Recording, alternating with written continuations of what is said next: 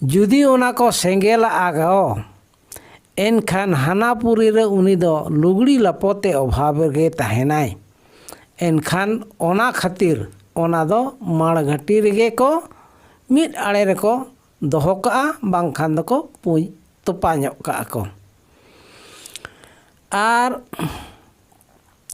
उनी को तोपा सात केदे तायम उनिया ओने जहना राज को सौ महाजन ठेन खोना देना धरती हालादु राड़ादुगु मा आर बोंगा बुरु को ठेन खन होय हालादु राड़ादुगु मा ओना इदी कते ओना खोय अता बंगौरा दो माड़घाटी रहो पे बेढ़ायते आचुर कते उनी हटा हेर में दी दोय एर आचुरा। आर ओना सलाते तुड़ी अता हा तहेना। तुड़ी अता हा होय एराय बेनखान ओना रेया तुड़ी रेया दो मिट ओनकान गुण मेनाआ। तुड़ी दो जम रेहोय कामिया हड़मो रे जहाँ तिनाग गे बिस को जमा को विषाक्तो जमा को तहेन बांग हिस्सा हुलुम ओनारे तहेना बड़ी नजर को तहेन खान तुड़ी जम लेखान चे आता तुड़ी ओना ओड़ा रे चे बांग माड़घाटी रे एर लेखान दो ओना खोना जहाँ सो उडुकोआ ओना सो ते बड़ी मोनियान बड़ी बिरदरिन बोंगा को ओना खोना को साहा आको। आर उनी होड़ा जहाँ तीन हर को एसेट को ओना को साहा तया राड़ा आय आर झिजुआ। आर ओना माड़घाटी रे जहाँ तीन गुतिये को अतु हड़ को बन तहेना पेड़ा पहण को जाते उनको तलारे बड़ी हवा को आलो बजावा को मा तुड़ी बन एर लेखान ओना बड़ी हवा को दो एंडे गे तहेना हड़ सेन दो बांग उचेड़ुआ। ओना खातिर तुड़ी बन एरा। आर ओने जे कठुड़ी पुइसे जहाँ को एमा ओना दो उनिया बखरा कना हालादु राड़ादुगु लगानते।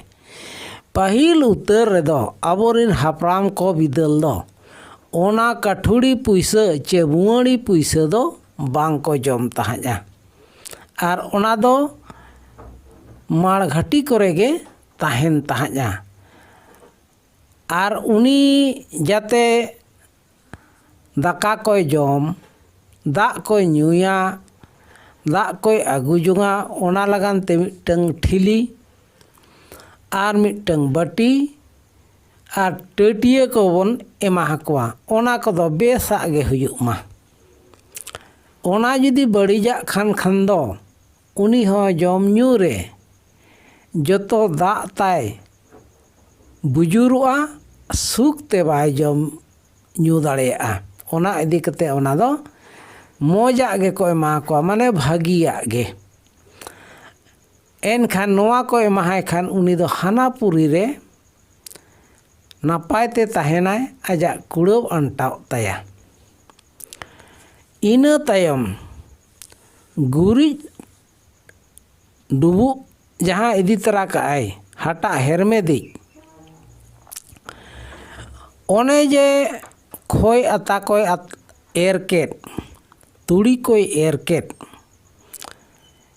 आर ओना माड़घाटी रिया जगह जाते आलो सो सिणी जो मा जुदी ओनारे रोग आजारिन भाइरस को अचुरो कान आर बांग को हेज लेन उनको जाते आलो को हिजु ओंडे खोना को नीर सहा मा।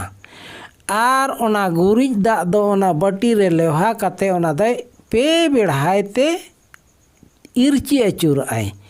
एनखान गुरिज रिया हो ओना गुण मेनाआ रोग आजार रिन हुतिजु को चे भाइरस को ओना रिया गुण ओना मेना उनको दो जहाँ रे गुरिज दा इरचिआ एनखान उनको दो ओंडे बांको तहेना, उनको दो को गुजुग आको ओना रेया गैस ते। ओना दो मिदटांग विज्ञान रेया कारण माना। आर सेरवा रेया कथा हों काना, गुरिज दाग दो आड़ी शुद्ध जिनिस काना आर आड़ी सागुना।